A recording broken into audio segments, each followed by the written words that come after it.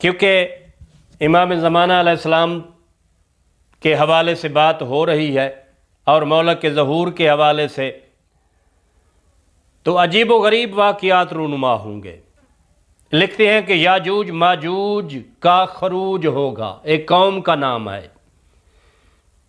اس کے متعلق تفصیل سے لکھتے ہیں قیامت صغری یعنی ظہور آل محمد اور قیامت کبریٰ کے درمیان دجال کے بعد یاجوج ماجوج کا خروج ہوگا۔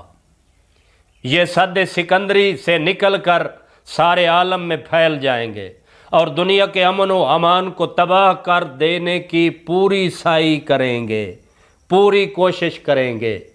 یاجوج ماجوج حضرت نوح علیہ السلام کے بیٹے یافس کی اولاد سے ہیں، یعنی یہ بھی اسی وقت کی پیداوار نہ ہوگی، بلکہ ایک عرصہ تک یہ بھی ڈھکے ہوئے ہوں گے، چھپے ہوئے ہوں گے۔ حضرت نوح علیہ السلام کے بیٹے تھے جناب یافس، یہ ان کی اولاد ہوگی یاجوج ماجوج۔ اور ان کے متعلق لکھتے ہیں یہ دونوں 400 قبیلوں اور امتوں کے سردار اور سر برآوردہ ہوں گے۔ یاجوج ماجوج یعنی یہ دو جو بیٹے ہیں جن کی اولاد ہوگی، یہ 400 قبیلوں کے سردار ہوں گے۔ ان کی کثرت کا کوئی اندازہ نہیں لگایا جا سکتا۔ ان کے متعلق مزید لکھتے ہیں مخلوقات میں ملائکہ کے بعد انہی کی کثرت ہوگی۔ ان میں سے کوئی ایسا نہیں جس کے 1,000 اولاد نہ ہو، یعنی ان کو اس وقت تک موت نہیں آتی، مرتے نہیں جب تک 1,000 بچہ اور وہ بھی بہادر پیدا نہ کر لیں۔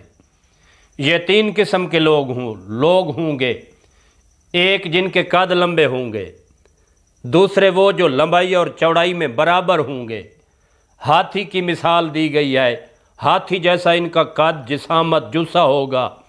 تیسرے وہ جو اپنا ایک کان بچھاتے اور دوسرا اوڑھتے ہوں گے، یعنی کہ ان کے کان اتنے لمبے ہوں گے کہ ایک کان کو زمین پہ بچھا کے اس کے اوپر سوئیں گے اور دوسرا کان اوپر اوڑھیں گے، رضائی کی جگہ، چادر کی جگہ۔ یہ ان کی تیسری قسم ہے۔ تو ان کے متعلق مزید لکھتے ہیں ان کے سامنے لوہا پتھر پہاڑ کوئی چیز نہیں ہے، یعنی یہ اتنے طاقتور ہوں گے۔ یہ حضرت نوح کے زمانہ میں دنیا کے اخیر میں اس جگہ پیدا ہوئے جہاں سے پہلے پہل سورج نے طلوع کیا تھا۔ زمانہ فطرت سے پہلے یہ لوگ اپنی جگہ سے نکل پڑتے تھے اور اپنے قریب کی ساری دنیا کو کھا پی جاتے تھے، یعنی جب یہ پیدا ہوئے، جب ان کا عروج تھا، یہ ساری دنیا کی تمام چیزوں کو کھا پی لیتے تھے۔ ہاتھی، گھوڑا، اونٹ، انسان، جانور، غرضے کہ جو کچھ سامنے آتا تھا سب کو ہضم کر جاتے تھے۔ اور ان کے متعلق لکھتے ہیں کہ وہاں کے لوگ ان سے سخت تنگ اور عاجز تھے، یہاں تک کہ زمانہ فطرت میں حضرت عیسیٰ کے بعد جناب ذوالقرنین اس منزل تک پہنچے تو انہیں وہاں کا حال حوال معلوم ہوا۔ حضرت ذوالقرنین سکندر کو سارا واقعہ معلوم ہوا اور وہاں کی مخلوق نے ان سے درخواست کی کہ ہمیں اس بلائے بے درماں یعنی یاجوج ماجوج سے بچائیے۔ چنانچہ انہوں نے 2 پہاڑوں کے اس درمیانی راستہ کو جس سے وہ آیا کرتے تھے بحکم خدا لوہے کی دیوار سے جو 200 گز اونچی اور 50 یا 60 گز چوڑی تھی، ان کو روکنے کے لیے وہ دیوار جناب ذوالقرنین سکندر نے بنا دی، اور اسی دیوار کو سد سکندری کہتے ہیں کیونکہ ذوالقرنین کا اصل نام سکندر اعظم تھا۔ سد سکندری کے لگ جانے کے بعد ان کی خوراک سانپ اور بچھو قرار دی گئی جو آسمان سے برستے تھے، یعنی سانپ اور بچھو آسمان سے برستے اور یہ اپنی خوراک کے طور پر انہیں استعمال کرتے۔ یہ تا بظہور امام مہدی علیہ السلام اسی میں محصور رہیں گے، یعنی امام زمانہ علیہ السلام کے ظہور کے وقت تک یہ اسی دیوار میں محصور رہیں گے۔ ان کا اصول اور طریقہ یہ ہے کہ یہ لوگ اپنی زبانوں سے سد سکندری کو ساری رات چاٹتے اور کاٹتے ہیں۔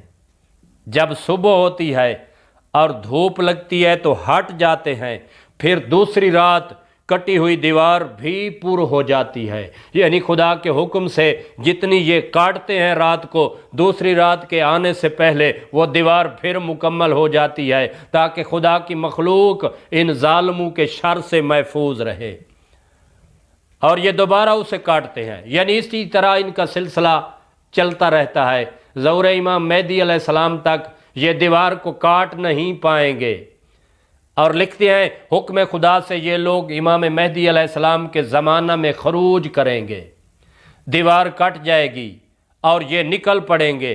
اس وقت کا عالم یہ ہوگا کہ یہ لوگ اپنی ساری تعداد سمیت ساری دنیا میں پھیل کر نظام عالم کو درہم برہم تاہ و بالا کرنا شروع کر دیں گے۔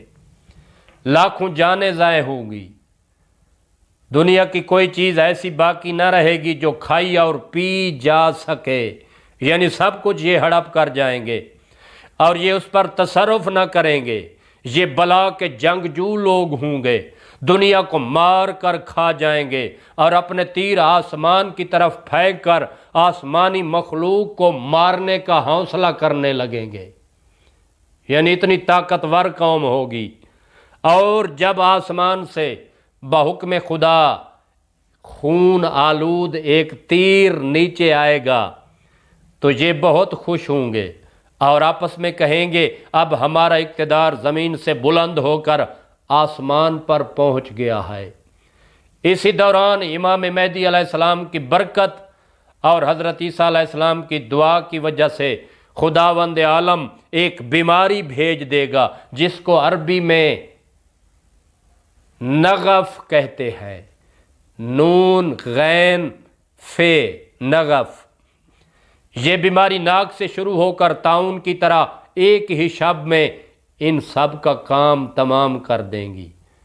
پھر ان کے مردار کو کھانے کے لیے ان کا نامی ایک طائر پیدا ہوگا۔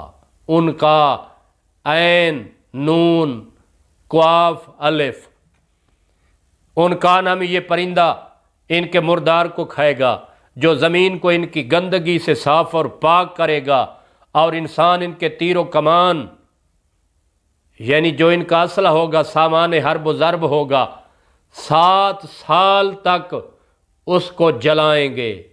یعنی اتنی زیادہ تعداد میں ہوگا کہ 7 سال لگیں گے ان کے تیر ان کے اسلحہ کو ختم کرتے کرتے۔ یہ ایسی عجیب و غریب قوم ہوگی، پتہ نہیں کتنی طاقت ہے اس ذات لم یزل کے پاس جس نے ایسی عجیب و غریب قوموں کو رکھا ہوا ہے، ان کو رزق